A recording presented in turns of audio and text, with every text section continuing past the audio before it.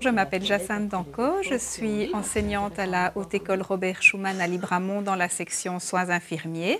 Je suis enseignante depuis 4 ans. Auparavant, j'étais infirmière. Je suis restée infirmière pendant 10 ans. Je suis les stagiaires dans les 3 années d'études, mais uniquement dans ce service-ci parce que je donne beaucoup de cours et donc j'ai peu d'heures de stage. Donc je les suis ici pour leurs 3 années. Je pense que les patients ont droit à ce qui se fait de mieux. Parce que, comme je leur dis souvent en début d'année, on ne fait pas des pizzas. Si on oublie les poivrons sur une pizza, c'est moins bon, mais le monde ne s'écroule pas. Si j'oublie un médicament ici, ça peut avoir des conséquences très très graves. Et même au-delà de conséquences vitales, les patients ils vivent quelque chose qui est parfois très difficile et ils ont besoin qu'on soit avec eux, présents aussi humainement. Est-ce qu'il est mis à l'endroit? Souvent, quand il se retire, c'est qu'il est mis à l'envers. Je vais peut-être déjà vérifier ça. Quel est le côté qui doit être sur monsieur? Regarde. Tu as mis le côté écrit sur monsieur. D'accord. Oui. C'est l'autre.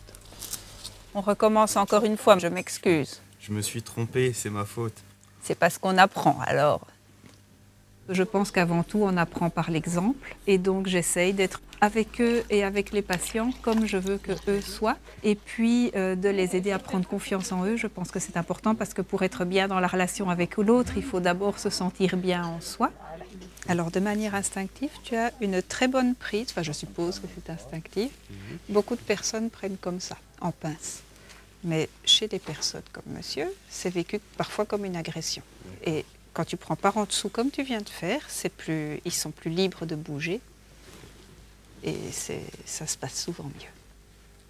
Ce sont des journées relativement stressantes. Parce que je me sens responsable de l'étudiant, que ça se passe bien, qu'il apprenne, etc. Et je me sens responsable des patients. Et parfois, l'apprentissage de l'étudiant est un petit peu en contradiction avec le bien-être du patient, parce qu'il va mettre plus longtemps qu'une personne qui est plus habituée, parce qu'il ne va pas faire nécessairement les choses comme je les aurais faites. Et donc, ça rend parfois les choses un petit peu stressantes. Alors, est-ce que tu pourrais repenser à ta matinée ? Et est-ce que tu vois un moment où tu t'es sentie bien, où tu t'es dit, je me sens peut-être infirmière, ou en tout cas bien, je suis contente là? Il y a eu ce genre de moment? Oui, pendant la toilette, vraiment, quand j'ai enfin pu discuter un petit peu plus à l'aise, en étant plus à l'aise avec la patiente. Oui, de manière générale, quand tu as senti que le contact s'établissait, c'est ça? Qu'est-ce qui, à ton avis, t'a permis d'arriver à ça, à cette bonne qualité? Il faut pouvoir identifier les points qui ont posé problème et comme ça, on peut s'améliorer. Si on se dit juste « je dois être mieux », on ne sait rien faire. Il faut avoir des bases concrètes pour avancer, poser une petite brique à la fois.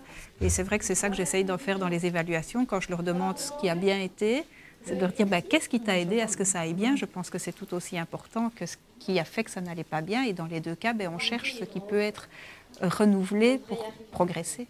C'est un métier ou une profession où il va y avoir des changements. Il y aura des techniques nouvelles à apprendre, il y aura des pathologies nouvelles ou des profils nouveaux de patients et ils vont devoir continuer à s'améliorer même quand ils auront quitté l'école.